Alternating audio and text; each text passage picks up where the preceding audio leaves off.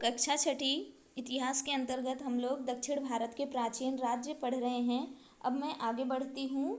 9.3 तीसरा मुद्दा है वाकाटक राजवंश।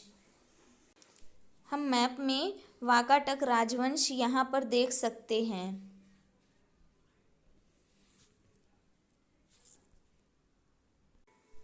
ईसवी सन की तीसरी शताब्दी के प्रारंभ में जो सातवाहन राजवंश था उसकी सत्ता जो है धीरे धीरे कम प्रभावशाली हुई। उसके बाद में वाकाटक राजवंश की स्थापना हुई। उसके संस्थापक का नाम विंध्य शक्ति था और विंध्य शक्ति का बेटा जो है प्रवरसेन वह प्रथम राजा बना। और प्रवरसेन जब राजा बना तो वाकाटक का राज्य जो है दो भागों में बट गया। पहली शाखा की राजधानी नंदीवर्धन जो कि नागपुर के समीप थी और दूसरी शाखा की राजधानी वर्तमान वाशिम जिला के समीप थी। उसका नाम था वत्सगुल्म। प्राचीन समय में नाम था वत्सगुल्म। विंध्य शक्ति का जो बेटा था प्रवरसेन प्रथम ने वाकाटक साम्राज्य का विस्तार जो है वो मालवा गुजरात प्रदेश से लेकर दक्षिण में कोल्हापुर तक किया था। और जो कोल्हापुर है उसका नाम जो है प्राचीन समय में कुंतल था।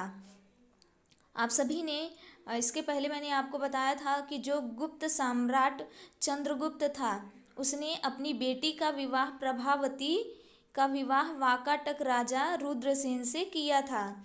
यह जानकारी हमें पहले भी देख ली है। वाकाटक राजा हरिडेश का वराहदेव नामक मंत्री था। यह बौद्ध धर्म का अनुयायी था और अजंता की गुफाओं में 16 क्रमांक की जो गुफा है उसका खनन किसने कराया? वराहदेव ने। अजंता की अन्य कुछ गुफाओं में ये आपको गुफाएं दिखाई दे रही हैं। अजंठा की कुछ गुफाओं में खुदाई और उन गुफाओं के चित्रों से सुशोभित करने का कार्य जो है हरिडेश के कार्यकाल में हुआ। हरिडेश जो है वो वाकाटक राजवंश का ही एक राजा था।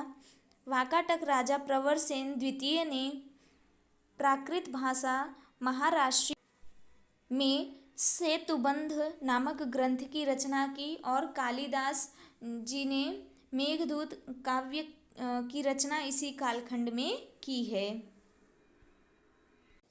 बच्चों अब हम आगे बढ़ते हैं और चालुक्य राजवंश के बारे में जानकारी प्राप्त करते हैं।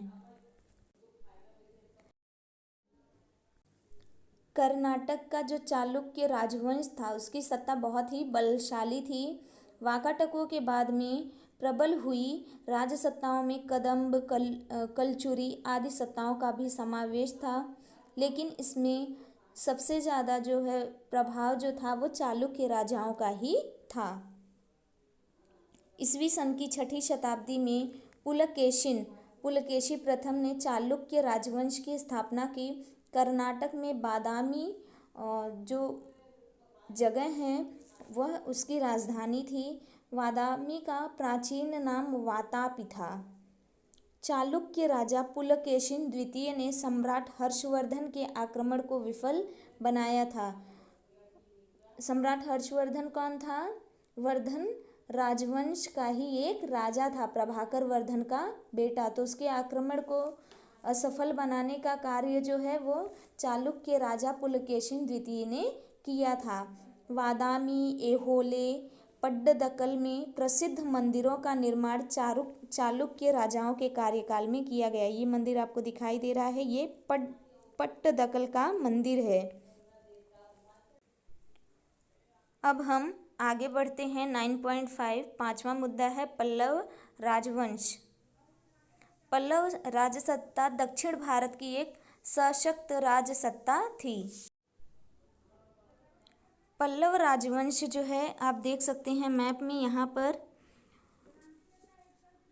यहीं पर पल्लव राजसत्ता थी। तमिलनाडु की जो कांचीपुरम है, कांची भी कहा जाता है, उसकी राजधानी थी। महेंद्र वर्मन जो है वो पल्लव राजवंश का पराक्रमी राजा था। उसने पल्लव राज्य का विस्तार किया और वह नाटककार भी था। महेंद्र वर्मन के बेटे नरसिंह वर्मन ने चालुक्य राजा पुलकेशिन द्वितीय के आक्रमण को असफल कर दिया था और उसके कार्यकाल में महाबलीपुरम में प्रसिद्ध रथ मंदिरों की खुदाई की गई। ये रथ मंदिर अखंड पत्थर में खोदे गए हैं। ये जो चित्र दिखाई दे रहा है ये महाबलीपुरम का प्रसिद्ध रथ मंदिर है और यहाँ पर लोग जो हैं काफ़ी मात्रा में अभी भी ऐतिहासिक जो यात्राएं होती हैं वो करने के लिए जाते हैं। पल्लव राजाओं की जो जल सेना थी वो बहुत ही शक्तिशाली थी और सुसज्ज थी। उसके कार्यकाल में भारत का दक्षिण पूर्व एशियाई देशों के साथ जो निकट था वो संबंध स्थापित हुआ। देश का भीतरी और बाहरी व्यापार समृद्ध हुआ। युआन श्वांग कांची में आया था। वो कौन था? चीनी यात्री था। उसने कहा है कि पल्लव राजाओं के राज्य में सभी धर्मों के लोगों के साथ सहिष्णुता और न्याय का व्यवहार किया जाता है। तो एक चीनी यात्री अगर किसी राजवंश के बारे में ऐसा बोलता है तो ये बहुत ही अच्छी बात है। मतलब सभी धर्मों का सम्मान जो है वो पल्लव राजवंश के लोगों द्वारा किया जाता था। अब अगला मुद्दा है राष्ट्रकूट राजवंश। राष्ट्रकूट राजवंश के संपन्न कालखंड में उनकी सत्ता विंध्य पर्वत से लेकर दक्षिण में कन्याकुमारी तक फैली हुई थी। मतलब कि दक्षिण भारत में दंतिदुर्ग राजा ने राष्ट्रकूटों की सत्ता पहले महाराष्ट्र में स्थापित की। फिर राजा कृष्ण प्रथम ने वेरुल एलोरा के प्रख्यात मंदिर कैलाश मंदिर की खुदाई करवाई। ये आपको वेरुल एलोरा की कैलाश गुफा दिखाई दे रही है। तो इसकी खुदाई कब हुई? राष्ट्रकूट राजवंश के समय में।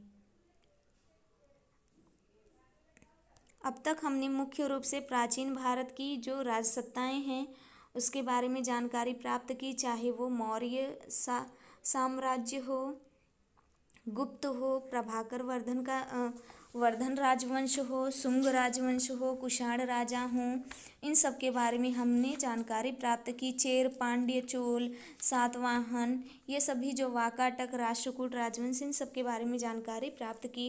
अब हम अगले पाठ में सामाजिक और सांस्कृतिक जीवन कैसा था प्राचीन समय के लोगों का, उसके बारे में हम जानकारी प्राप्त करेंगे। धन्यवाद।